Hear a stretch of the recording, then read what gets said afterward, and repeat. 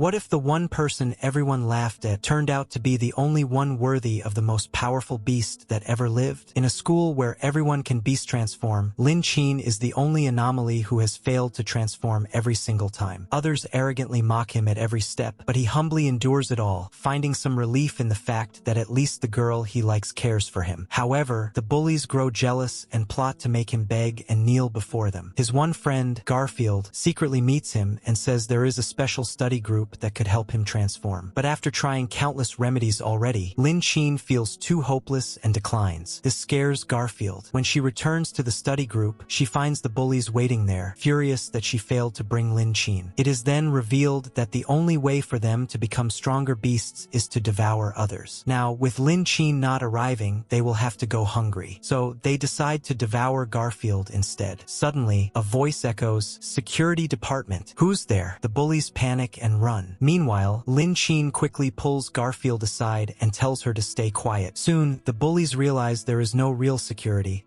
just a recording device playing on a loop. This makes them even angrier. As Lin Qin and Garfield continue hiding, the girl Lin likes, Sherry, arrives and casually asks if they are playing hide and seek. The bullies spot them, and the truth is revealed. Sherry is actually their leader. She was the one who ordered them to bring Lin Qin here for their feast. Lin Qin tells Garfield to run while he escapes in another direction. As he hoped, all the beasts chase him until he jumps off a cliff. Still obsessed with devouring him, Sherry orders her minions to recover his body. Their search leads them to an abandoned facility where they come face to face with a shockingly large dragon. The dragon forms a pact with Lin Qin, finally allowing him to perform his beast transformation, shocking everyone, especially Sherry. She immediately attacks, hoping to take him down while he is still weak during his transformation phase. But Garfield steps in and saves him. Frustrated, the beasts slap Garfield hard and prepare to finish her off. Before they can, Lin Qin, now in his dragon-awakened state, takes them all down. Sherry cries, claiming she loves Lin Qin and wants romance with him right there. However, Lin Qin can now read minds in his dragon state. He realizes she is still deceiving him. Her real body is sneaking toward the old dragon, planning to kill it using her thousands of spider offspring. Lin Qin quickly finishes her off. The dragon, grateful, says he chose the right person to form a contract with, and then passes away. Lin Qin transforms back into his human form and notices a dragon egg where the dragon once was. He realizes the dragon wants him to raise the child. Through this, he can form a new contract, beast transform again, and ultimately become the Lord of 10,000 beasts. But before the dragon hatches from the egg, he begins looking into Lin Qin's memories to once again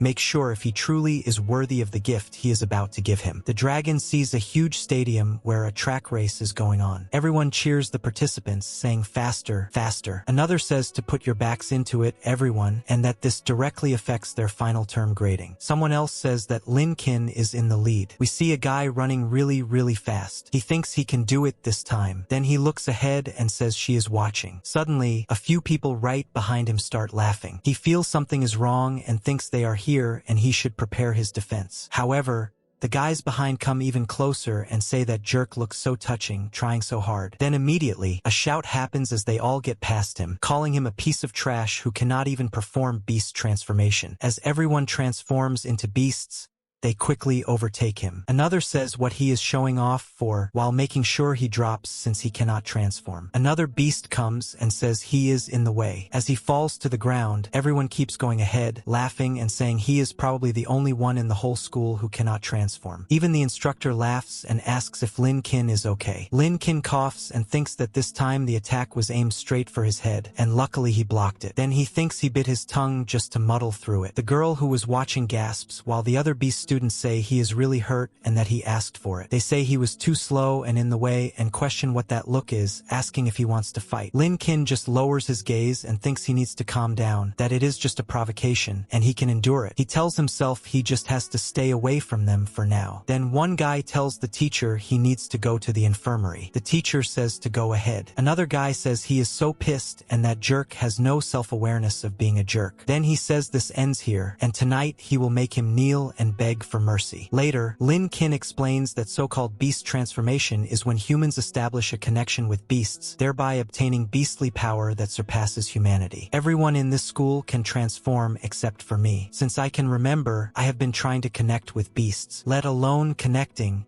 Even approaching them is difficult. Why? But I can clearly sense the call of some kind of power. I still have to wait. She should be coming soon. As he prepares once again, he feels someone arrive. The person says that sure enough, he is dead last again and tells him to kneel down quickly. She says she is second to last and that by beating him again and again, she has won so much that she is numb. Her beast transformation rate is at 1%. Then he says, "Oh, it is you, Garfield," and asks her to hand over the milk. She asks how he knew. He says that every time she tries to comfort him, she buys milk. She then tells him to guess what she is going to say next. She asks how he got beaten up again and says she was just about to teach those idiots a lesson, but suddenly got a stomach ache. After Lin Kin predicts this, he says that next time, definitely next time. Garfield is shocked. She says that is too intense and asks if he is going to awaken as the legendary beast of prophecy. However, he tells her to stop reading so many tomato novels and asks what kind of nonsense a beast of prophecy even is. Garfield then says it is strange that he is so sharp in his normal state, yet has no way to transform. He replies that seeing through people is just for self-protection. Garfield then says it cannot be helped, but since they are buddies, she will give him a hand. She says that tonight she has put together a study group to discuss the 365 methods of beast transformation, and it is in the small woods behind the back mountain. She tells him to come too. Lin Kin responds by saying her and a study group sound unbelievable and tells her to forget it because he would rather sleep more. However,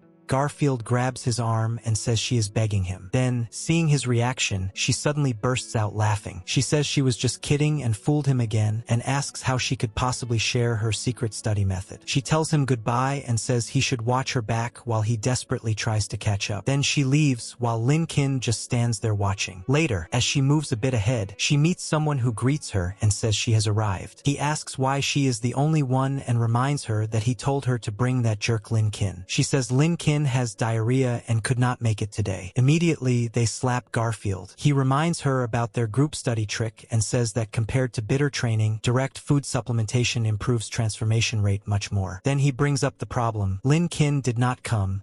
So what are they going to eat for their midnight snack? Garfield is shocked. Suddenly, she points in a direction and says the security department is over there, asking what they are doing. Immediately, they panic and start running away, wondering why someone is coming. At that moment, Lin Kin quickly grabs Garfield and tells her not to make a sound. He then asks if this is the study group she was talking about. She starts crying and calls out to him, asking how he ended up there. Garfield says they will talk about the study group later and should get out of here first. Suddenly, they hear a recording saying the security department is over there and asking what they are doing. Now the bully is really shocked as he realizes it is a recording and asks where they went. Lin Kin is still there, watching carefully to make sure no one sees them. But suddenly, the girl he admires spots him and asks what they are playing. He immediately warns Sherry that it is dangerous here and tells her to run. However, Garfield suddenly gets pushed back as Lin Kin tells her to get back. She lets out a small meow and drops. Then the girl praises him, saying how sharp he is for realizing it immediately. The beasts address her as Lady Sherry. Another one comments that it is as expected of the man she wants to capture, as Lin Kin gets restrained. He realizes something is wrong and asks if they are all in cahoots. Sherry then says it is truly strange that even though he cannot perform beast transformation, his body holds an inexplicable attraction that makes it impossible for her to take her eyes off him. She grabs him and says it is his scent, the scent of his blood, calling it incredibly sweet, ancient, and pure, and says she loves it. As Sherry begins transforming into a spider-like being, she prepares to attack him. One of them says it is useless and reminds him that spider silk is stronger than steel. Then Sherry says she cannot hold back anymore and that she is going to poke him full of holes like a shower head. Lin Kin struggles with everything he has to break free from the spider silk. He makes all kinds of movements, pushing his body to the limit. Suddenly, something unexpected happens. The beasts are shocked and scared. They realize he deliberately let his joint get stepped on just to sever his own arm and escape. Then Lin Kin starts running. Sherry orders them to stop standing around and chase him, and they all respond immediately. As he keeps running, he thinks he cannot go on and that he is going to lose too much blood, and that this is the end. He becomes extremely tired, but then feels something again.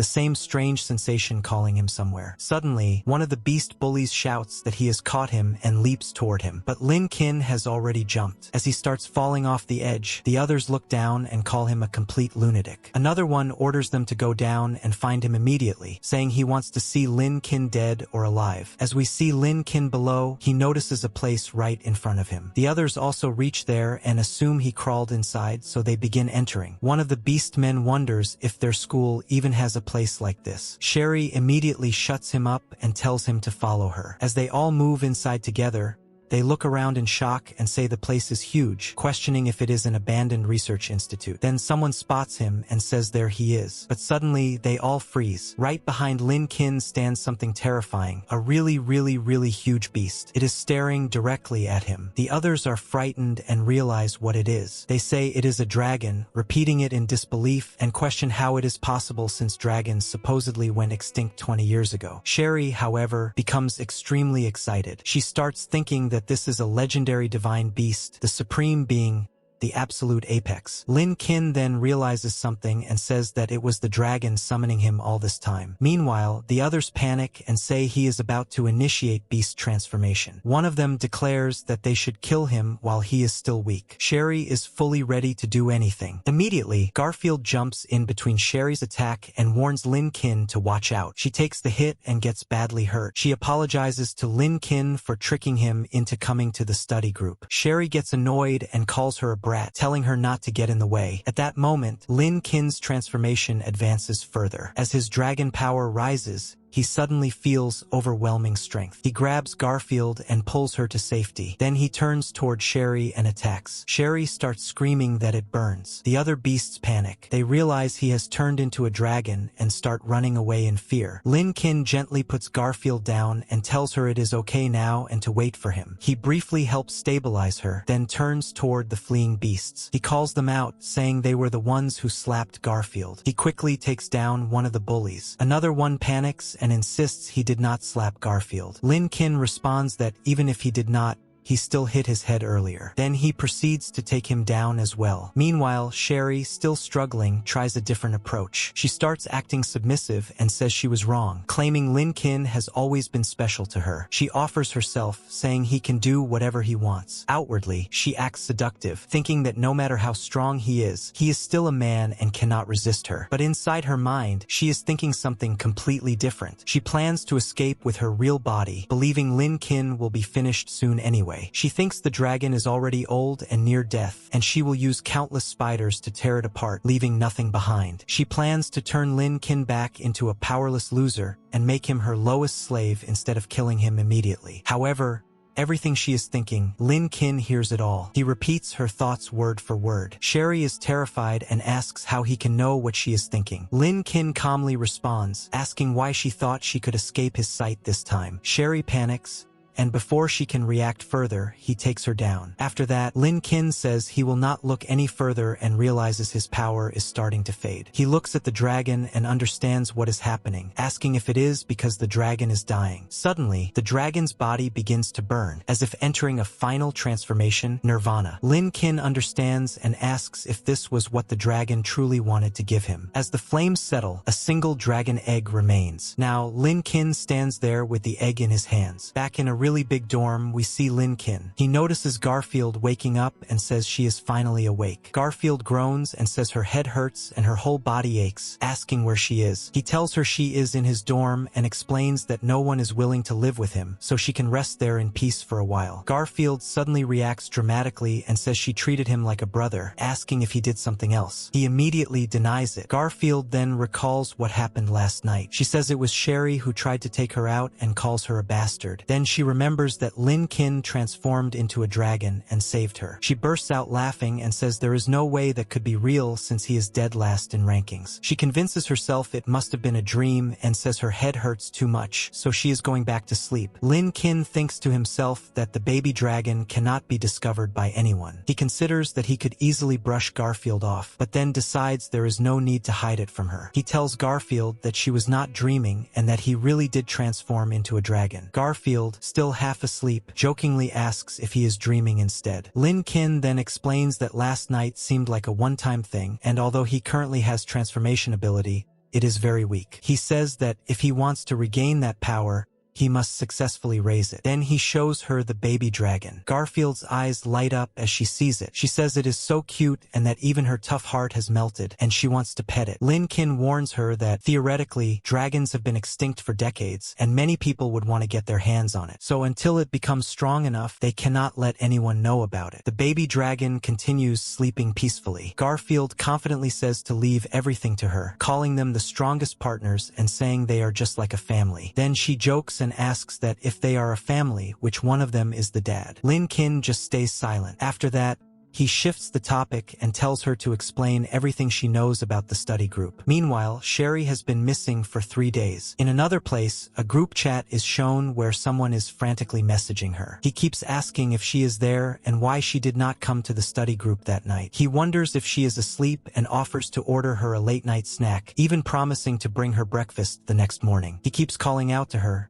asking if she is there. Then he says that over the past 3 days, he has sent 1,387 messages, and she has not replied to a single one. He complains that she did not show up for evening self-study either, and that he even waited outside her door all night singing for her, but she never appeared. Finally, he concludes that all signs indicate something must have happened to Sherry. Then, in the worst-case scenario, he starts overthinking and says she must be with someone else, another man. He starts crying, while another guy reacts by saying that is disgusting and asks what he should do. The secretary, Dai Shua, gets annoyed and says that even without Sherry, he does not want to live either. However, the other guy, Secretary Dai Shua, warns him that if he dirties his clothes again, he will take him down, addressing him as Chairman Kong Wei. Then Dai Shua says he has already investigated everything recently. He explains that Miss Sherry had taken a special interest in a male student, and he is going to investigate that person. He says the name seems to be Lin Kin. Later, we see the cute little dragon trembling. Someone asks what is wrong with it, while another says it seems to be in pain. Lin Kin gets worried and asks what they should do. Suddenly,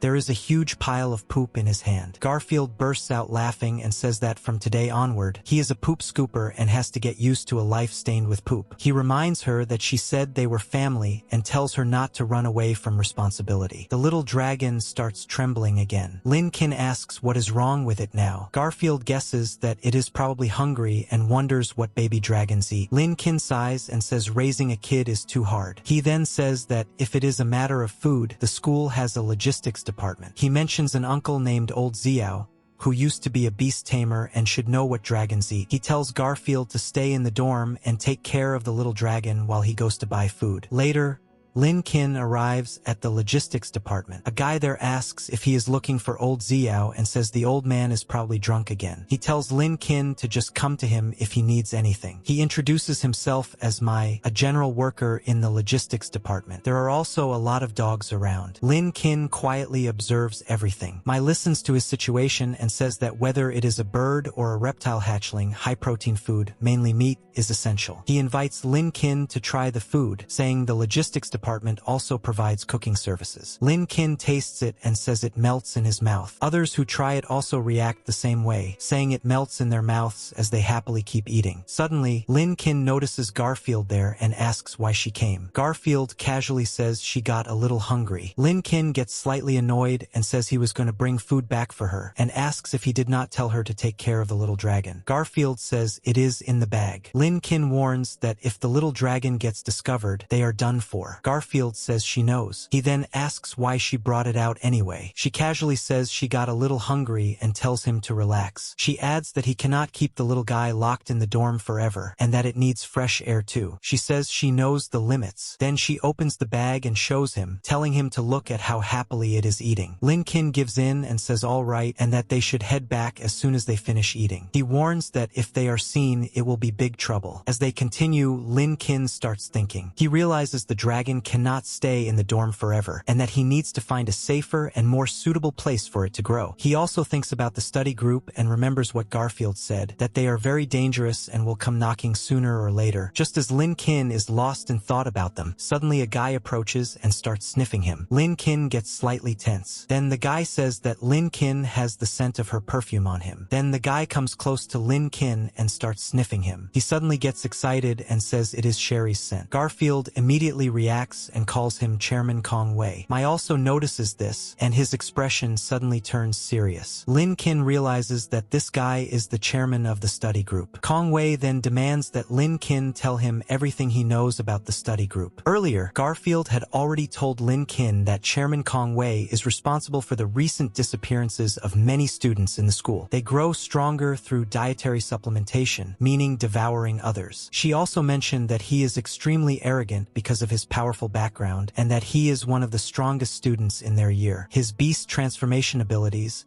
along with his physical and mental strength, allow him to achieve a certain level of control over his targets. Back in the present, Lin Qin suddenly feels something is wrong. He realizes he cannot move. He thinks this must be Kong Wei's control ability. Even the tracker holding the little dragon starts trembling. Lin Qin struggles again, but still cannot move. He realizes the dragon must have done something earlier, but right now he cannot start a conflict here. He needs to find a way to stabilize the situation first. Then he remembers what Garfield said, that the super-obsessive Chairman Kong Wei would never let things go if he found out Sherry was dead. Lin Qin quickly adapts. He nervously asks if he is Chairman Kong Wei and says he heard Sherry mention him. Kong Wei immediately reacts and asks if Lin Qin has spoken with Sherry, then questions what rank he is to dare call her by her name. Lin Qin explains that he is in the same class as Sherry. He says he cannot transform, so he asked her to get him into the study group, but she told him she could not decide and that he needed the chairman's approval. Kong Wei is stunned and asks if Sherry really said she needed his approval. Lin Qin confidently says yes and adds that she mentions him often. That completely flips Kong Wei's mood. He starts getting overly excited and wonders out loud if Sherry actually loves him. He thanks Lin Qin and convinces himself that Sherry must have been too shy to confess directly. Then he immediately agrees to let Lin Qin join the group. He runs around telling others, saying they heard it, that Sherry loves him. He keeps going from person to person, announcing it excitedly and even talking about wedding banquets and future plans like a child being 1 month old. As all of this is happening, a guy watches from behind and calmly comments that claiming close contact with Lady Sherry to explain the scent, and then using the chairman's brain-dead weakness to shift the conversation and remove suspicion, was actually very smart. Garfield gets a bit worried after seeing him, but Lin Qin remains calm and just keeps watching. The guy steps forward, extends his hand, and says he was being abrupt. He introduces himself as Vice Chairman Dai Shua and welcomes Lin Qin to the study group. They shake hands. Then Dai Shua asks if Lin Qin is really unable to transform. As he grips his hand, Lin Qin immediately realizes he is being tested. He thinks that Dai Shua still suspects him. He knows he cannot use beast transformation power right now, and although the force is not much of a threat,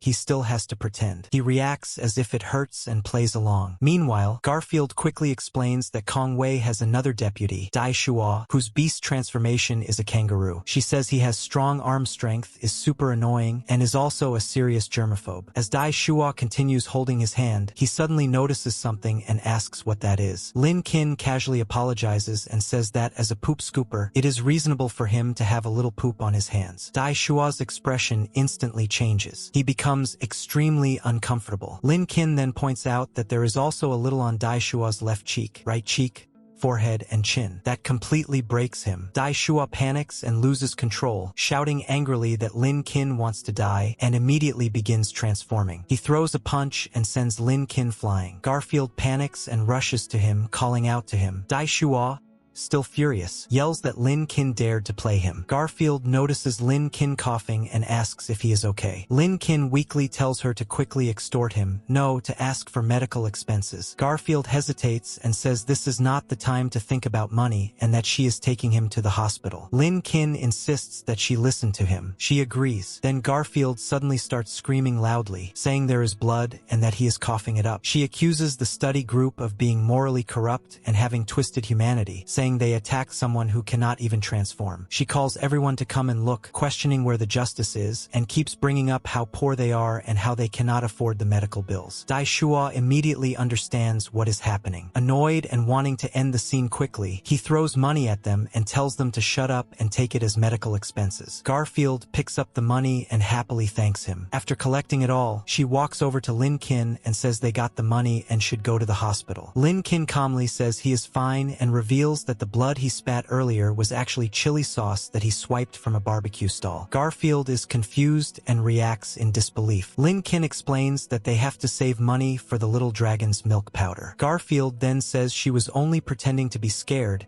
and that he should have told her earlier. Lin Kin apologizes and says that without her real performance, he was worried they would not fool that kangaroo. Garfield proudly agrees and says her acting is indeed perfect. Meanwhile, Lin Kin starts thinking to himself. He realizes that even after taking that hit, he is completely fine. Although it is not at the same level as that night, his body has clearly strengthened a lot. It feels as if his body is covered in a thin layer of dragon scales. Then he casually says that the kangaroo guy is rich and that they managed to extort quite a bit, so they should split it. He starts dividing the money and explains that one part will go toward the little dragon's food for the week, another part for teething items and toys. Garfield then asks what about the remaining portion. Lin Kin tells her that part is her service fee and tells her to buy something she likes to eat. Garfield gets excited and happily starts counting the money. But in the distance, the chairman is still standing there, watching. Lin Kin also glances back, noticing him. Back in the dorm, Lin Kin starts planning. He says that if he drafts a growth plan, the food problem is temporarily solved. He still needs a safer and freer place. He also needs a beast tamer and wonders where he can find someone he can trust. Then he adds that he also needs to give the little dragon a name. While he is thinking, Garfield suddenly calls out to him, calling him Little Cher. Lin Kin responds, asking what is wrong. Garfield panics and says the little dragon is very hot. She says it is around 40 degrees and that it has a fever. She adds that it looks very uncomfortable. She mentions that the school has a medical department, but taking the dragon there would expose it. Lin Kin immediately says he will figure out a way to lower its temperature and starts soaking a cloth with water. As he checks again, he is shocked and says it is over 60 degrees. He realizes that at such a temperature, an ordinary creature would have already burned to death. He starts panicking internally, wondering what to do. He concludes that he has no choice but to find a doctor. Garfield asks if he really does not need her to come along. Lin Kin says yes,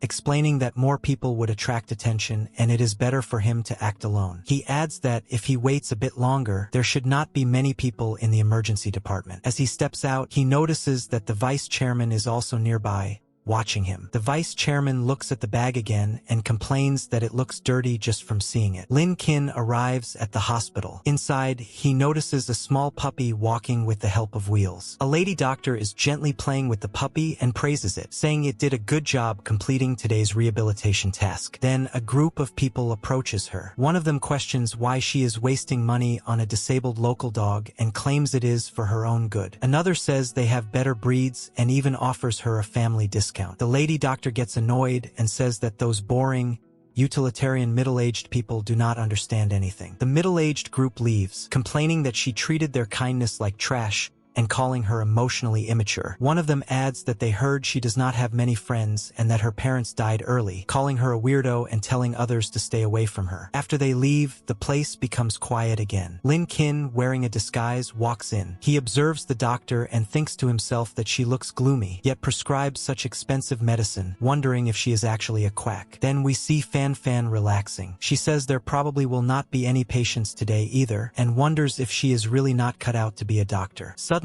Lin Kin opens the door and walks inside. She reacts in surprise. Lin Kin asks her a question. He says that the dog seems very important to her and asks if he can know why. Fan Fan gets defensive and asks if he is some kind of voyeur. She says she does not need to tell him that Ruby has been with her since childhood and is her only family. She adds that she has no interest in pouring her heart out about how Ruby lost her legs protecting her. She also says she refuses to shout like a Chinibyo teenager about her dream of curing Ruby. Then she calls herself a distrusted doctor who cannot get patience or practical training and says she is basically trash. Lin Kin thinks to himself that she really did not leave anything out. After a short silence, he decides to speak. He says she is worth a try. He tells her that his pet beast is also sick and asks her, before seeing it, to promise to keep what happens next a secret. Fan Fan pauses, then says that there are many complex relationships between humans and beasts and that a qualified doctor would respect such things. She agrees to keep it a secret. Lin Kin clarifies that it is not what she is thinking. He says that the creature also saved his life. He then urgently explains that its fever is approaching 70 degrees and begs her to save it. Then he reveals the little dragon. Both the doctor and Ruby are completely shocked. Fan Fan stares and says that it is a dragon. She quickly regains focus and admits that she has no experience treating dragons since they went extinct decades ago and it was never taught in class. Then she remembers that the library might have old records and says she will go look immediately. Lin Kin stays silent. Fan Fan then adds that if he is worried,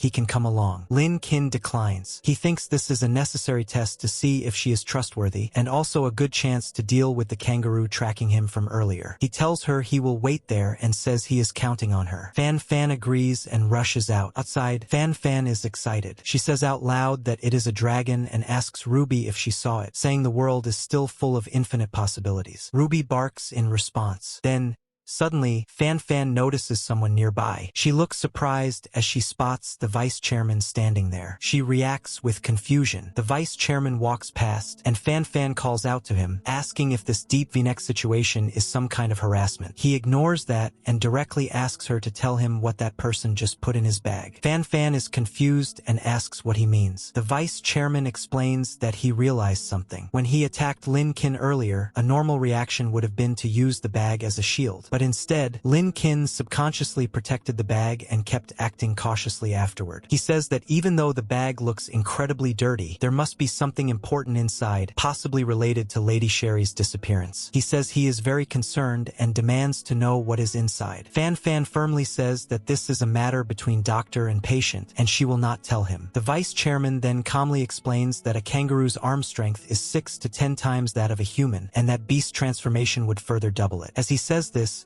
he grips her shoulder tightly and asks again if she can tell him now. Fan Fan refuses and calls him a dumbass. He tightens his grip even more and asks again. Fan Fan stubbornly repeats that he is the dumbass. At that moment, little Ruby starts barking and rushes forward to protect her. The vice chairman casually steps on Ruby. Fan Fan panics and calls out to Ruby. He coldly says that since the dog is so important to her, she should tell him now. Ruby keeps barking despite the pain. Suddenly, a stone flies in and hits, forcing the vice chairman to move his foot away. He looks up and calls it a cheap trick, saying Lin Kin has finally stopped hiding. Lin Kin arrives and apologizes to Fan Fan for dragging her into this. Fan Fan tells him not to blame himself, saying he was just seeing a doctor and that it is only wrong because someone else is being a jerk. Lin Kin says she could have just told him and avoided trouble. Fan Fan reminds him that he was the one who made her promise to keep it a secret. Lin Kin thanks her sincerely and asks her to continue looking for the data, saying the temperature has already crossed 70, and he is very worried. Fan Fan agrees and prepares to leave, but the vice chairman suddenly gets angry and demands to know who allowed her to leave. He raises his fist to attack. Lin Kin quickly steps in and blocks it. The vice chairman is shocked. He transforms into his kangaroo form and realizes that Lin Kin can actually perform beast transformation. He accuses him of faking it before, saying an ordinary person could never block his punch. He prepares to continue the fight. Then the vice chairman throws an even fiercer punch. Now Lin Kin starts having trouble holding his ground. The kangaroo beast explains that he can throw rapid punches at the same spot, causing the power to accumulate over time, and that Lin Kin's defense will eventually break. He keeps punching again and again and again without stopping. Lin Kin gets annoyed and says he is not an idiot and that it is not like he only knows how to defend. He seizes an opening, dodges, and counters from the side. Again, he says it is not like he only knows how to defend. Then Lin Kin starts analyzing the fight. He realizes that the opponent relies too much on beast transformation and that his basic abilities are actually weak. He concludes that he can win. The kangaroo growls and says that Lin Kin is definitely hiding something, asking if it is a chimera and demanding that he hand it over. Lin Kin refuses. In his mind, he thinks the little dragon has already reached its limit and cannot hold on much longer. He realizes there is no time to waste talking. He decides he has to lure the kangaroo to a place with no people and finish the fight quickly. So he starts running. The kangaroo scoffs and says Lin Kin cannot escape. Then he contacts the chairman and reports that his suspicion was correct, that Lin Kin is hiding a secret, likely a hybrid beast. He adds that if that is true, then Lady Sherry has probably already been taken out. He says he will follow Lin Kin and tells the chairman to come quickly just in case. Meanwhile, the chairman prepares to move at full speed. As he rushes out, he runs into Mai. Mai blocks his path. The chairman, in a hurry, tells him not to get in the way. Mai calmly stands there and tells him to stop. Back to Lin Kin, the situation becomes critical. He can feel that the little dragon's temperature has risen even further. He thinks it is definitely over 100 degrees now, and even its breathing feels scorching hot. Meanwhile, Fan Fan is desperately searching through the library, trying to find anything related to dragons. She keeps searching and searching, but cannot find anything useful. Just then, she notices someone nearby. A person drops a book while walking walking away. Fan Fan calls out, telling them they dropped their book, but the person does not stop. As she picks it up, she notices something on the cover. There is a dragon on it. At the same time, Lin Kin senses something happening inside his bag. He suddenly realizes something might be changing. He reacts with surprise, wondering if this could be it. After opening the book, Fan Fan says it is actually a handwritten notebook, and she immediately finds something useful. Meanwhile, Lin Kin is still running, with the kangaroo chasing behind him. The kangaroo mocks him, saying he cannot run anymore and asks if he is ready to obediently be taken out. At the same time, Fan Fan reads that young dragons usually experience a temperature rise around the full moon, and their body surface temperature may exceed 150 degrees. She explains that this happens because their internal glands are starting to develop. Back at the fight, the kangaroo charges forward and shouts for Lin Kin to die as he throws a powerful punch. But suddenly, Lin Kin throws the bag toward him. The bag is empty. At that moment, a huge dragon appears, perched on Lin Kin's shoulder. The dragon stares directly at the kangaroo. Lin Kin looks at the dragon, and the dragon begins preparing something. Fan Fan continues reading that dragons need to periodically release the energy inside their bodies. Right then, Lin Kin calmly tells the dragon to say hello. The kangaroo is confused and asks what that thing is. In the next instant, a massive blast of fire shoots forward and engulfs him. He screams in pain as the flames consume him. After a moment, the dragon stops. The kangaroo is left in a terrible state, barely standing. He begs for mercy and says he will keep everything a secret. Lin Kin walks up to him and coldly says that only dead people keep secrets. The vice chairman panics and argues that if he dies, the security department will investigate and they will end up taking the dragon. Lin Kin replies that if that happens, he will just make all of them dead as well. Meanwhile, Fan Fan rushes over, calling out for Lin Kin. She says she found the reason and explains that the little dragon's temperature rise is actually a normal phenomenon and that it is about to. Before she can finish, Lin Kin tells her that the fever has already gone down. The dragon is now much calmer. Fan Fan feels relieved and says that is great, but she suddenly collapses from exhaustion after running so much. Lin Kin steadies the situation and says that the kangaroo will not cause trouble anymore, but the problem is not fully solved yet, and he will use this time to prepare. He thanks Fan Fan sincerely. Then he asks if he can hire her as the little dragon's private doctor. Fan Fan is shocked and says she can do it, but also doubts herself, saying she is just an untrusted nobody and not qualified to treat a dragon. Lin Kin reassures her and says she is the best doctor he has ever met. Fan Fan is surprised by that. Then she remembers something and says that she found the notebook in the reference room. She explains it was dropped by a girl she could not catch, so until she finds her, she thinks she should leave it with him. It is a handwritten dragon research notebook. After taking the notebook in his hand, Lin Kin is a bit surprised. Then we cut to the fight between Mai and the chairman. Mai tells him to give Dash back to him, even though he is clearly at a disadvantage. The chairman looks down on him and says that lower class people talk too much and are very annoying. He says Dash has long been his dog and orders it to devour Mai. Mai tries to stop him and calls out to Chairman Kong Wei to wait. At that moment, another person appears. It is old Xiao from the logistics department. He calmly steps in and says that lower class people may not know better, and asks if the chairman can spare his cheap life for the sake of an old man like him. After seeing old Xiao, the situation pauses. Back to Lin Kin and the others. Fan Fan explains that the little dragon is growing quickly, and the study group is already searching everywhere for him. She says he cannot stay in the dormitory anymore. She then says she knows a place where he can stay temporarily and tells them to follow her. Garfield gets excited and immediately agrees. They follow her. Soon, they arrive at a hidden location. It is a secret base, an abandoned old campus. Back at the dorm, they realize there is no way they can remain there anymore. Later, Garfield suggests that since the whole study group is looking for him and the little dragon, he should just leave the school, raise the dragon outside, and then come back to take revenge. Lin Kin disagrees. He says the school has a support department, so if the little dragon gets sick, it can receive timely treatment. He also says the outside world is even more dangerous and unpredictable, and carrying a dragon there would be risky. Most importantly, he adds that he is still a student here. He continues, saying that both he and the little dragon need real combat experience to grow stronger. Overall, he concludes that this place,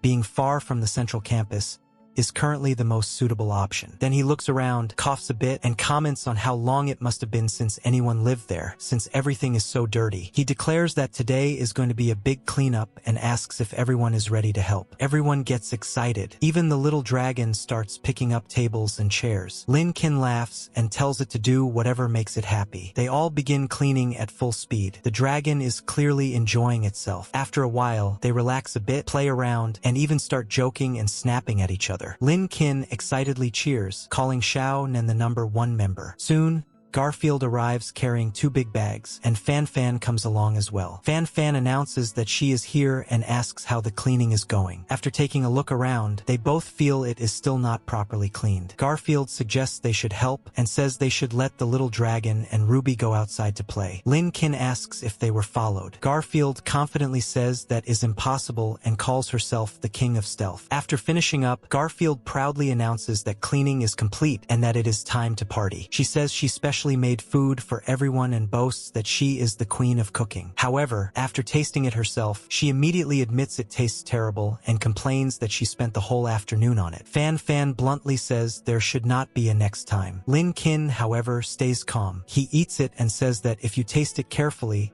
it is actually not that bad, and that it even has a sweet aftertaste. Garfield gets hopeful and asks if she really is the queen of cooking. Then she tastes it again and immediately says it is still bad, questioning what aftertaste he is talking about. Lin Kin casually says you have to chew it 49 times. Garfield refuses his pity and says she will finish the food she made herself, telling them to save some for her. Lin Kin adds that even the little dragon loves it. They all continue eating together. Fan Fan watches them and jokingly comments that they look like they are showing off affection and suggests taking them down. Later, back at Lin Kin's dormitory, a guy bursts in, frantic. He reports to the chairman that there is still no news of Dai Shua and that Lin Kin has been missing and skipping class for 2 weeks. The chairman coughs, then declares that first Lin Kin took away the woman he loves most, and now he has taken away the man he trusts most. He says he must take revenge for love and asks teacher Bao Bao for permission. Then he uses his ability to control a small rat. Meanwhile, at the secret base, the little dragon is happily playing fetch with a tennis ball. Lin Kin is reading a book and explains that little dragons usually start learning to fly around 2 months old, but only with the guidance of a beast tamer. He sighs and says that, as expected, they still need a beast tamer. Suddenly, he notices something and calls out to the little dragon. A huge rat appears, tries to run away, but a stone suddenly hits it and takes it down. Lin Kin is surprised and points out how big the rat is, realizing something is wrong. He warns that something is coming. Elsewhere, some students notice the unusual situation. They wonder if this is the work of the study group, mentioning that it explains why so many students have gone missing recently. However, others pretend not to see anything and quickly leave, not wanting to get involved. We see Mai calling out to the old man. The old man scolds him and asks where he is trying to go again. He reminds him that last time he swallowed his pride to save his life and says he did not adopt him just to watch him seek death again and again. Mai insists that he has to go and says he must take back Dao. The old man dismisses it, saying that thing is just a beast. Mai argues that it is not just a beast, but the first pet beast he ever tamed. The old man calls him an idiot and says he is still acting like a Chinibyo. He threatens to break his legs on behalf of his parents. Mai coughs, and the old man tells him to remember what it feels like to get beaten by him, saying he is still too weak. But suddenly, the old man starts coughing heavily and collapses. Mai gets angry and calls him a damn drunkard. Later, Garfield suddenly shows up and shouts bad news. She complains that ever since Lin Kin stopped coming to class, she has become the dead last. So she declares that she has decided to skip class too and will stay here tonight. Lin Kin immediately refuses and says this place could turn into a battlefield at any moment, telling her to go back right now. Garfield jokingly says a dramatic line about it being time to take medicine, acting playful. Lin Kin again tells her to go back immediately. She ignores him, says she is sleepy, and casually wishes good night to the little dragon. Lin Kin points out that it is only 7 o'clock and that she is literally on his bed. Then Dr. Fan Fan also arrives with Ruby. As she walks in, she sees Lin Kin and Garfield fighting over the blanket. Lin Kin demands his blanket back, while Garfield refuses. The little dragon is also there, watching. Fan Fan pauses, looks at the situation, then awkwardly says she will come back in 10 minutes and turns to leave. They both call out to her to stop. Fan Fan casually comments that being young is great and that she understands. They both protest, saying she does not understand at all. Fan Fan then adds that romancing can actually increase beast transformation rate. She explains that there are thousands of ways to transform, but the core principle is establishing a connection between species, and many people improve themselves through romance. Lin Kin immediately tells her not to spread this kind of nonsense at a time like this and calls her a bad influence. Fan Fan, completely unfazed, asks if she can film it as research material. The atmosphere turns chaotic and awkward, like a long summer night in a dorm with too many people. Lin Kin finally snaps and tells both of them to stop messing around and go back immediately. A bit later, we see everyone sleeping there. While sleeping, Garfield casually throws her leg over Lin Kin's face. He wakes up slightly annoyed and says this is more troublesome than he expected. After a while, he suddenly senses something wrong. There are rats everywhere. He immediately wakes up properly and looks around, calling out to Garfield. Garfield wakes up too, yawns, and casually says she drank too much water. She gets up and walks out into the corridor. As she walks through the dark hallway, Lin Kin suddenly rushes in and warns her to watch out behind her. She turns around and sees a huge rat. She reacts casually at first and says it is just a mouse, asking why he is acting so scared. Lin Kin immediately tells her no. At that moment, strange noises echo all around them. They realize it is not just one rat. There are countless rats, an entire swarm. They are everywhere, moving together like an army. All of them are being controlled. The chairman's presence can be felt behind it all. He unleashes wave after wave of rats. Seeing this, Garfield and the others start reacting in shock and disgust. She complains about how disgusting it is and angrily calls the chairman an idiot, saying she will not forgive him. Lin Kin urgently reminds her that she is basically like a cat and tells her to deal with the rats quickly. Garfield ignores that and instead calls out that she is coming to the little dragon. The little dragon is clearly nervous, surrounded by the swarm. Lin Kin tells it to fly. The dragon tries to take off, but even in the air, the rats latch onto it. Seeing this, Lin Kin becomes seriously worried. A swarm of rats surrounds them. Everyone is trembling. They say there are too many rats and that they cannot get past. There are countless rats, all being controlled by that guy. Lin Kin bites his finger and thinks he can only use that move. Then he hesitates, saying that move is a one-time use and that it is not the right moment yet. Lin Kin, he encourages the little dragon and tells it not to be so delicate, saying they are just a bunch of rats. But suddenly,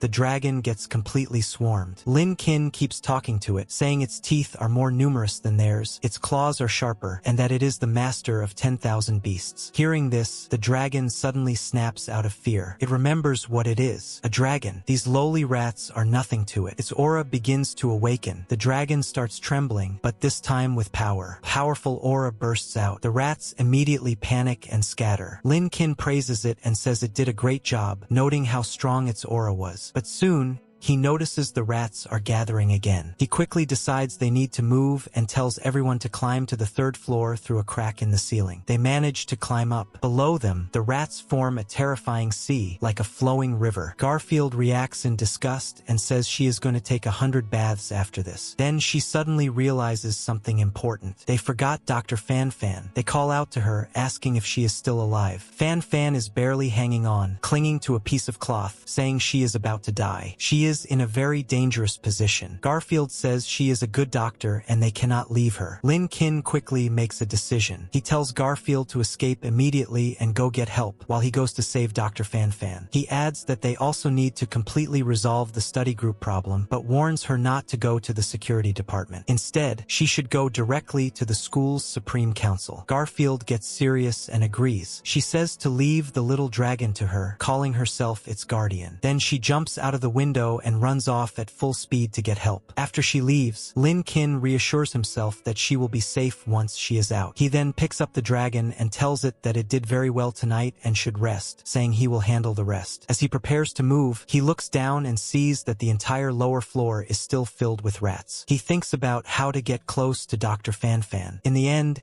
he decides he has no choice but to go down and take it one step at a time. As he keeps running, there are still countless rats below, but he pushes forward as fast as he can. He relies on his speed, but suddenly he notices something else. A huge beast appears in his path. Lin Kin reacts in shock and says that is a really big dog, and now the entire path is blocked. The dog stares at him for a moment, then suddenly starts charging toward him. Lin Kin quickly thinks and says he has figured out a way to get close to Dr. Fan Fan. At the last moment, he jumps over the huge dog and thinks that the floor has already been weakened by the rats and is extremely fragile fragile, and that Lin Qin came at just the right time. Taking advantage of this, Lin Qin uses all his strength and kicks the dog downward with full force. The impact sends the dog crashing through the floor. It falls straight into the swarm of rats below. Lin Qin observes that the rat swarm is now gathering toward the big dog and says this is good. Immediately, the dog starts fighting off the rats, drawing all their attention. Meanwhile, Dr. Fan Fan is still struggling, saying her hand is stuck. Lin Qin calls out to her, telling her he is there. Just as he is about to reach her, a voice interrupts. The chairman arrives and demands to know what he is doing. At the same time, Mai also shows up and tells someone to snap out of it. Lin Qin notices him and recognizes him as the logistics department guy. Everything starts getting chaotic as multiple people arrive at once. Lin Qin quickly reassesses the situation and tells Dr. Fan Fan that it might actually be safer for her to hang there a little longer. She is confused and reacts in disbelief. Even Ruby starts whimpering nervously. We see Mai as a kid badly beaten up. The other kids say they did not know any better, that it was just normal fighting and playing around. But then the adults arrive. One angrily says who is playing around and tells them to look at his son's injuries. The old man steps in and humbly says that this child has had no mother to teach him since he was young, and asks them to punish the elder instead and forgive the child. Mai protests and says it was them who first insulted his parents, calling them lower class and livestock. That is why he fought back. He shouts that they are the real lower class. Hearing this,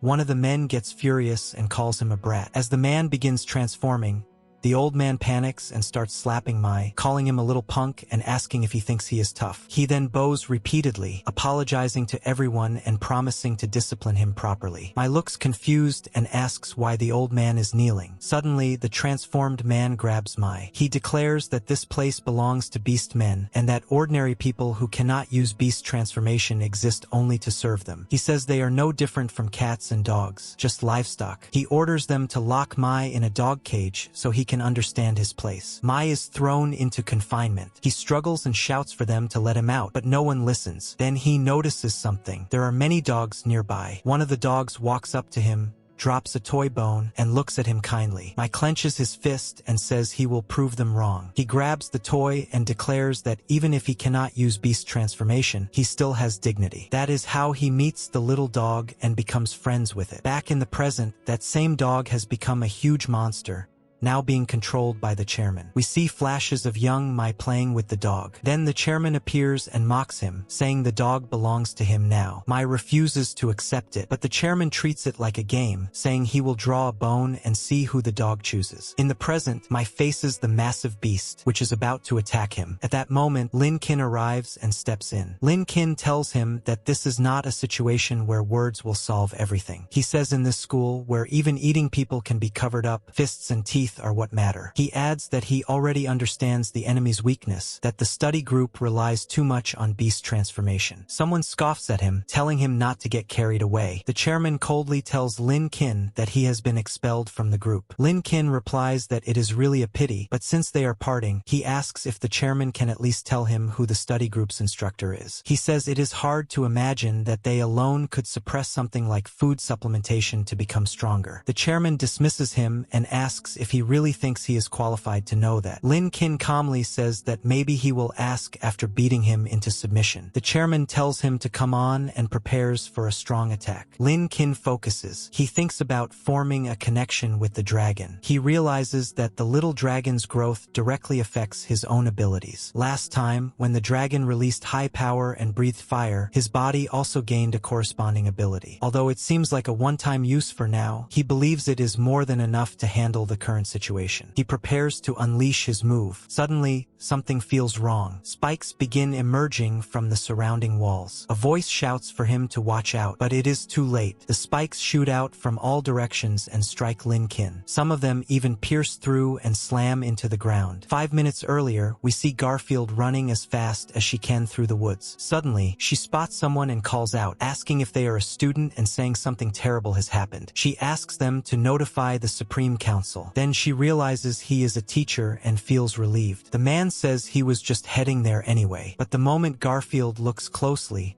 she freezes. She thinks to herself that it is him. She notices the strange bag and wonders what kind of hybrid beast it is. Maybe Rainstorm. She also realizes that he is the one who caused those spikes to rain down on Lin Qin. Back at the battlefield, the chairman becomes excited and greets teacher Bao Bao, thanking him for stepping in personally. Bao Bao calmly says that it is good to be young, risking one's life for a companion, and calls it moving. Lin Qin immediately realizes something is wrong and questions him, asking if he is the one secretly keeping a hybrid beast in that bag. Bao Bao laughs and calls him naive. He explains that this is a beast transformation school called Longsan, where the philosophy is to abandon human form and return to the way of the beast. He asks if Lin Qin really thinks the higher-ups care if weak students get devoured. He continues, saying people only admire the majesty of the lion. He goes on about how through devouring, creatures gain strength, how the lion gains the rabbit's alertness, the antelope's agility, and the fox's cunning. He says their path to truth lies in devouring. He talks about how devouring gave birth to creatures like Cerberus, Cockatrice, and Cthulhu, calling them the most true and beautiful beings. He says he has personally witnessed a creature standing at the absolute pinnacle of hybrid beasts, and that with just one glance, he knew it was the truth of the universe. He becomes increasingly passionate as he speaks. Then he turns cold again and tells Lin Qin that he is not targeting him personally. It is just that he is too weak and lowly to possess such a hybrid beast. He orders him to hand it over and promises him a quick death. Lin Qin angrily refuses and tells him off. Bao Bao responds calmly, saying he has many ways to deal with disobedient students. He reveals that his stinger contains a deadly poison and says Lin Qin is already as good as dead. Suddenly, poison begins spreading through Lin Qin's arms. Lin Qin realizes what it is and says it is a neurotoxin, likely from an insect-type ability, and notes how painful it is. Lin Qin starts coughing and says this is the only way. The teacher looks surprised as Lin Qin's entire body begins to change. Mai reacts and says it is burning, realizing that the toxin is being denatured by the high temperature. He tells him not to push it further. The chairman immediately shouts that Lin Qin should not even think about beast transformation and says he will tear him to shreds right now. But suddenly, the giant dog monster charges in, roaring and barking, trying to devour Lin Qin. However, Lin Qin is now on a completely different level. He activates his dragon flame mode. Even as he fights, he apologizes to the big dog and then forcefully throws it away. In his mind, he realizes that all the cells in his body have become extremely active due to the dragon flame. His physical capabilities have surged dozens of times over. However,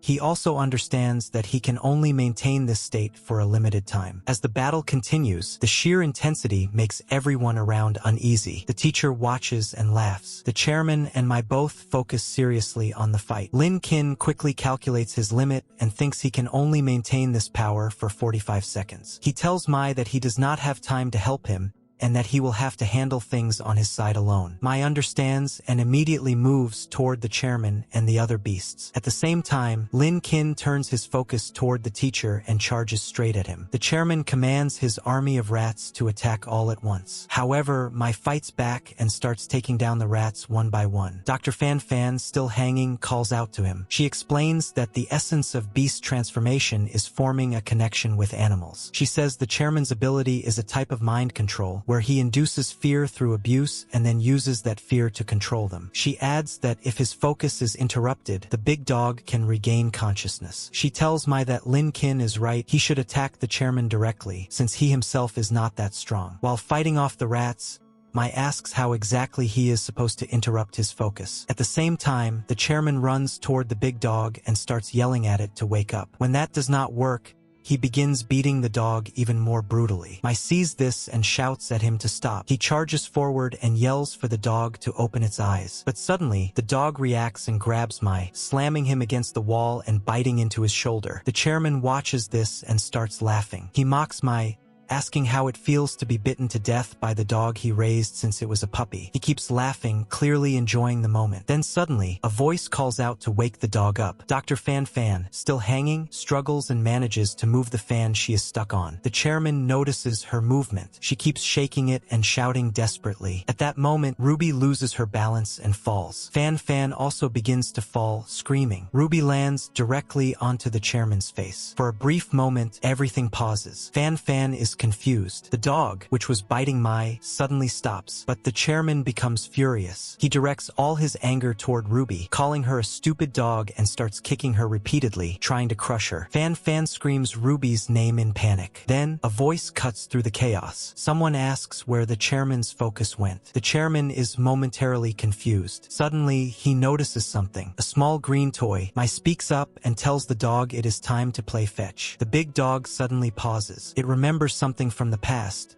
How the little Mai used to play with it like this. As it looks at the toy, something inside it changes. Just as it is about to chase after it, it suddenly turns. Instead of obeying the chairman, it attacks him. The chairman is completely caught off guard as the dog slams into him and takes him down. Mai watches in shock. Once again, the dog he raised has stepped in and defeated his greatest enemy. But at the same time, Ruby is in terrible condition. Dr. Fan rushes to her and keeps calling her name in panic, clearly worried. Meanwhile, outside, Lin Kin is still fighting against the insect-type teacher. The teacher laughs wildly as he observes Lin Kin's power. He starts guessing what kind of fusion beast it is, throwing out possibilities like a fire-type hybrid, a lava rat, or some kind of rare bird. He becomes more and more excited, convinced that he will soon get his hands on it. Spikes begin raining down once again as the timer starts counting. 43, 42. Lin Kin pushes himself to the limit, trying to deal as much damage as possible before his strength runs out. Suddenly, his bag gets knocked away. He reaches out to grab it. 39, 38. He keeps advancing, but more stingers rain down as the teacher laughs. 37. They clash again at high speed. 36. Lin Kin manages to land several solid hits. 35. 34. He uses both speed and strength to press the attack. A student suddenly tries to step in, offering to help the teacher. But the teacher, still on the ground, suddenly turns on him. 33. He attacks the student instead and throws him away. 31. Before anyone can react, the teacher devours the student. His power surges back. 28, 27, 26, 25, 24. The battle intensifies as both sides clash again and again. Just as the teacher prepares to strike with his massive stinger, Lin Kin grabs it mid-attack. 21, 20. The teacher goes all out, attacking from every angle with incredible speed. 17. He lands a heavy blow, sending Lin Kin crashing. But Lin Kin pushes through and counterattacks. The teacher is slammed to the ground. 15, 14. Lin Kin leaps onto him and goes for the finishing blow, but the teacher blocks it with his aura. 13, 12,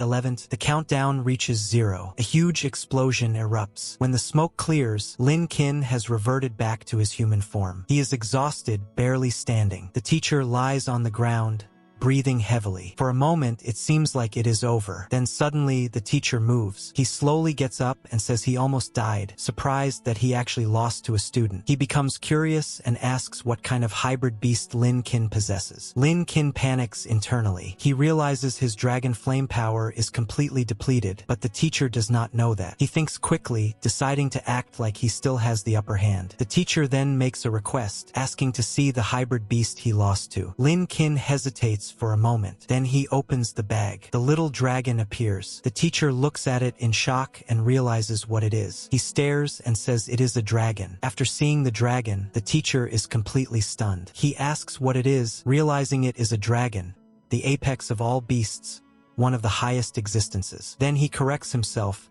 saying it is even nobler than what he had imagined, a young dragon that has only recently hatched. He is overwhelmed and wonders if he really just lost to something like this. He calls it wonderful. Lin Kin remains cautious. The teacher, almost desperate now, says that before he dies, he wants to touch the dragon. He says that as long as he can touch it once, he is willing to die. Lin Kin questions why he should believe him. The teacher explains that his life depends on his parasitic wasp ability. He says he relies entirely on his mouth part to acquire abilities, and that destroying it would kill him instantly. He offers it up as proof, saying he is willing to completely submit to the dragon. Lin Kin immediately grabs it. The teacher screams in pain. Lin Kin observes carefully and realizes the teacher is not lying. This really could kill him. The earlier battle also proved it. Still, he he finds it disgusting. He tells the teacher that he cannot fulfill his dying wish. Lin Kin then asks something important. He asks if the teacher killed a cat girl when he arrived. The teacher seems confused and says no. He explains she was too weak and he had no interest in her, so he only put her to sleep. Lin Kin confirms if that is true. Then he immediately orders the teacher to take him to her. Elsewhere, someone is calling out desperately for Ruby. Lin Kin later reflects on everything. He explains that the disturbance at the old campus ended in less than 15 minutes, and as he intended, it did not cause a large-scale commotion. Garfield is safe. He notes that her weakness actually allowed her to avoid disaster. As for how he handled Bao Bao, he decided to take a risk. First, he reasoned that if a teacher died, it would attract far more attention, increasing the risk of the dragon being exposed. Second, Bao Bao was willing to take responsibility for the deaths caused by the study group led by Chairman Kong Wei. He agreed to report it to the school's upper management while concealing the existence of the dragon. Because of this, Lin Kin spared his life and reached an agreement with him. 3 days later, they arrive to check on Ruby. Dr. Fan Fan greets them. Lin Kin asks how Ruby is doing. They look over. Ruby is in very bad condition, connected to a machine with multiple tubes attached to her body. Dr. Fan Fan says Ruby is not out of danger yet. She explains that for now, Ruby can only be sustained by machines and still needs further medical treatment. However, she adds that the school will not bother the research institute for an ordinary little dog. Even so, she firmly says Ruby will survive no matter the cost and that she will keep her alive. The others stay silent. After that, they quietly walk out. Outside, Garfield asks if there is really nothing they can do. Lin Kin suddenly asks if they have any money and tells them to lend it to him first, saying he will pay them back later. They gather what little they have. Lin Kin looks at the small amount of coins and comments that it is too little, calling them all poor. After thinking for a moment,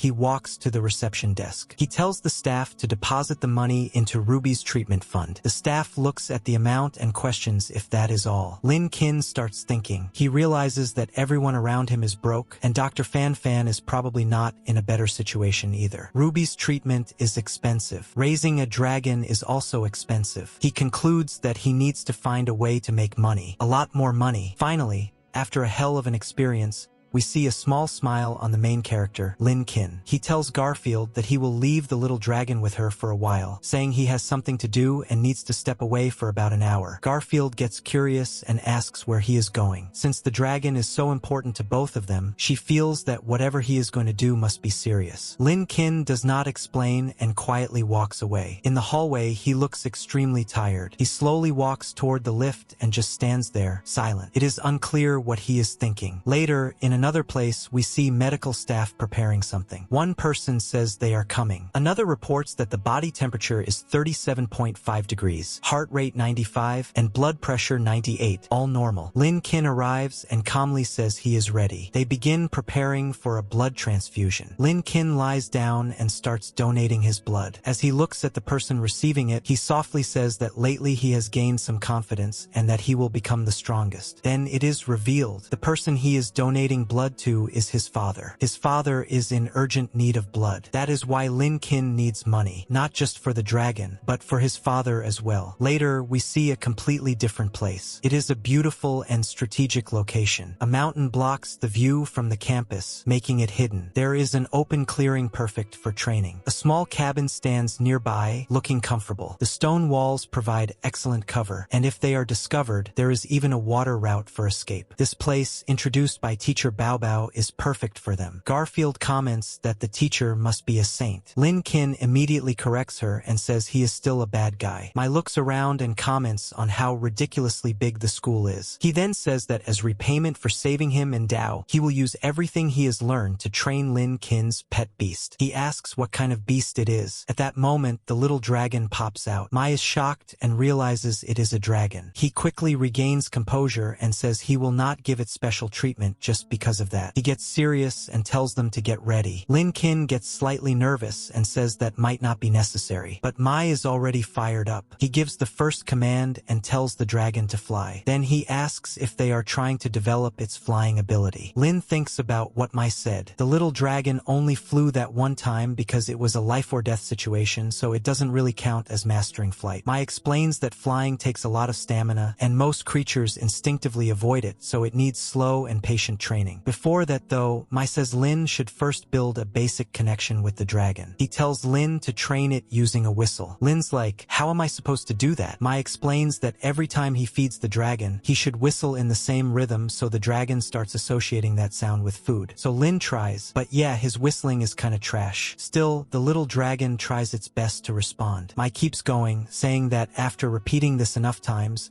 the dragon will respond even without food. Then they slowly increase the distance, first 1 meter, then 3, then 10, all the way up to 1,000 meters. That way, no matter where the dragon is, it'll respond to Lin. They keep practicing like this. Mai keeps saying go further, a bit more, even more, basically pushing it to see the max range. And surprisingly, even from far away, Lin and the dragon can still sync up. Meanwhile, Garfield is just done. She's like, are you guys gonna eat or what? She's clearly annoyed. Later, Lin is straight up knocked out, sleeping. Back in class, the teacher calls him out and is like, is my class really that boring? You disappear for a month and come back just to sleep? Stand up. Lin stands up looking dead tired and says sorry, training's been rough lately. The whole class starts laughing, making fun of him, saying what kind of training a dead lass like him is even doing. The teacher shuts them up and asks Lin to explain what beast transformation actually is. Says if he messes it up, he's in trouble. Lin pauses for a second. In his head, he's thinking about everything, how the dragon's finally got a stable setup now, how he's only coming back to class so he doesn't get kicked out. Then he answers. He says beast transformation is basically about forming a connection between humans and beasts, both emotional and genetic, and using that connection to gain their power. Lin is standing there, but in his head, he's thinking way deeper. He thinks that because of his dad, there's no way he can leave this school. No matter what, he has to become the strongest. He also realizes something important. Once someone gains a beast transformation ability, they can't just switch to another species. That's it. You're locked in. Then he speaks up in class. He says that a month ago,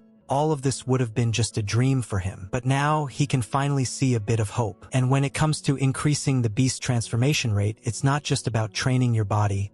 There are still a lot of unknown factors. But in his mind, he's being real with himself. He knows he can't keep hiding forever. He has to make money for Ruby's treatment and for the little dragon's food. Right now, that's the most urgent thing. The teacher actually nods and says he's completely correct. That surprises everyone. But the other students still look down on it, thinking what's the point of knowing theory if you're still weak? Lin keeps going. He starts explaining that when the beast transformation rate reaches 50%, something major happens. But suddenly, something interrupts everything. Someone walks past outside, and just from that, the entire place starts shaking. The students get scared and start wondering if that was an earthquake. Even Lin turns around. Then they see him, a guy just casually walking, but every step feels heavy enough to shake the ground. Then someone notices the badge. They immediately recognize it. It's from the elite campus. One guy explains it to others. He says this place, their campus, is basically bottom tier. That's why no one here even crosses 15% transformation rate. But above them, there's a completely different world. The elite campus, place full of monsters. People there have transformation rates above 50%.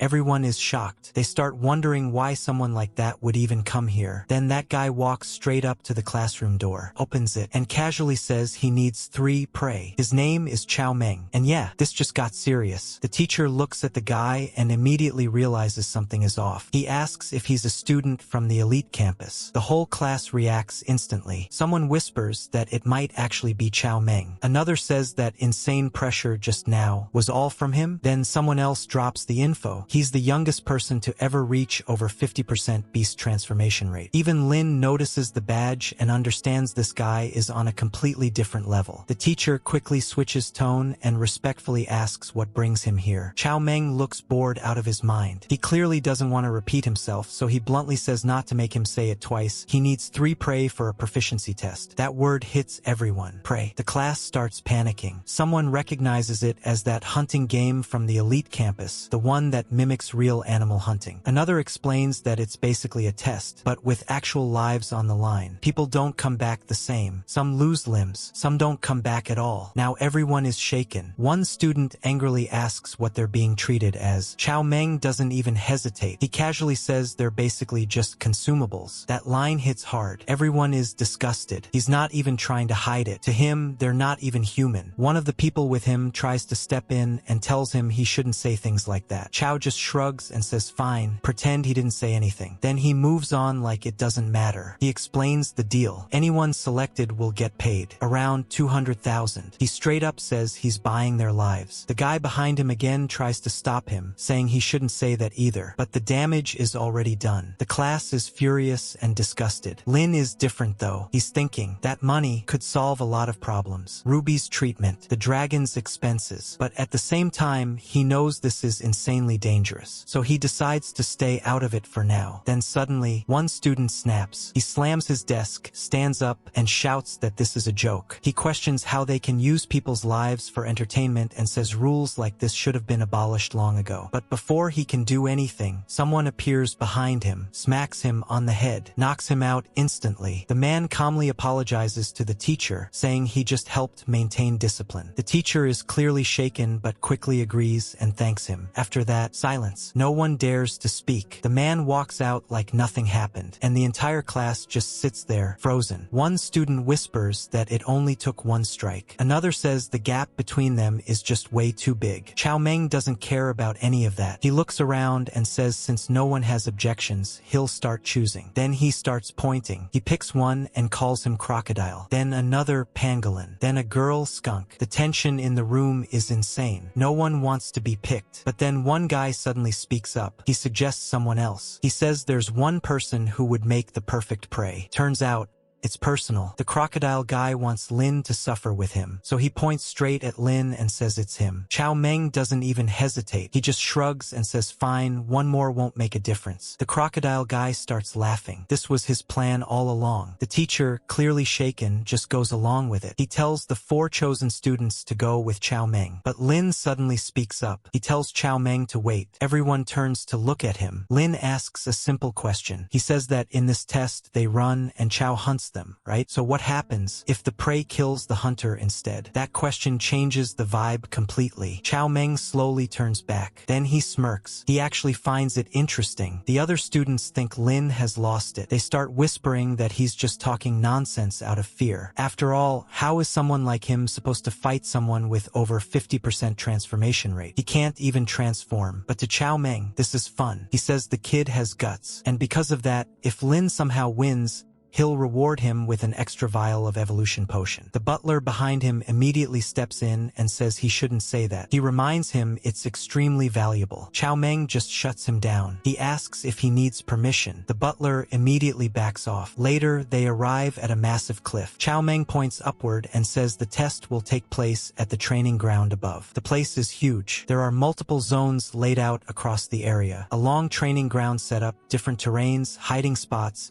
even a place where the little dragon could be hidden if needed. There's Boulder Plain, another campus section, and beyond that, the elite campus. This isn't just a test. This is a hunting ground. Chow Meng looks at them and explains the rules like it's no big deal. He says it's simple. They get a 30-minute head start. If they can survive for 3 hours without getting caught, they win. But then he adds the real part. He tells them not to think about playing safe. If he catches them, they won't just end up resting in bed for a few months. It'll be way worse. They can run, hide, do whatever they want. And then he smirks and says they can also try what Lin suggested, defeating him. But the chance of that happening, basically zero. He's not even joking. He fully believes it. Even the butler standing behind him just calmly closes his eyes, like this outcome is already decided. Lin is watching all this carefully. In his head, he realizes something important. Even if he somehow manages to fight Chow Meng, the butler will definitely step in. There's no way this guy is going to let Chow Meng lose. So in reality, he might have to fight both of them. Chow Meng claps his hands and says enough talking. Time to start. One of the chosen guys, the crocodile, raises his hand and points out something obvious. They have no way to get up there. Before anyone can react, a claw suddenly grabs him. It's the butler. Using his owl-type powers, he lifts not just him, but all of them at once. Then the butler politely asks Chow Meng if he needs help getting up. Chow Meng just brushes it off and says he'll go himself, treating it like a warm-up. The butler carries the others to the top of the cliff, then just drops them. They all start screaming as they fall, and crash straight down into the training ground below. Boulder Plain, a massive open battlefield, rough terrain everywhere, perfect for a hunt. Chow Meng arrives shortly after. He stretches a bit, loosens up, then starts transforming. His body grows bigger, more muscular, turning into an ape-like beast. Then he cracks his neck and says it's time to end this quickly. This isn't a test. This is straight-up survival. At Training Ground 5, Boulder Plain, the area is quite big, and we see all the participants immediately start running. They say they just need to hang on for 3 hours. However, the crocodile guy notices Lin just standing there. He thinks it was a good thing he dragged someone along as a decoy, and that Lin should be able to stall for a while. He thinks like they say, you don't have to outrun the beast, just the guy next to you. But Lin remains calm. He thinks that Chow Meng really doesn't see them as a threat. He didn't even bother taking their phones. Then Lin looks up and says it looks like someone will be watching the whole time. He understands that the butler is the biggest problem. Now it's not just one opponent, it's two. Lin calls Garfield and asks where she went. Garfield laughs and says that if it's about the hunting game, he's done for. She tells him she will take good care of the little dragon and jokes that he should go in peace. But Lin has something else in mind. He thinks that after this month of training, he already has 45 seconds of dragon flame saved up. Staying alive shouldn't be a problem. Still, he knows he needs extra insurance, so he asks her to help him contact someone. Later, we see the other participants exhausted after running for so long. The crocodile guy thinks he has gone far enough now. He assumes Lin must be far behind and says that Lin only has himself to blame for being useless. He thinks the world is just that cruel. But then suddenly,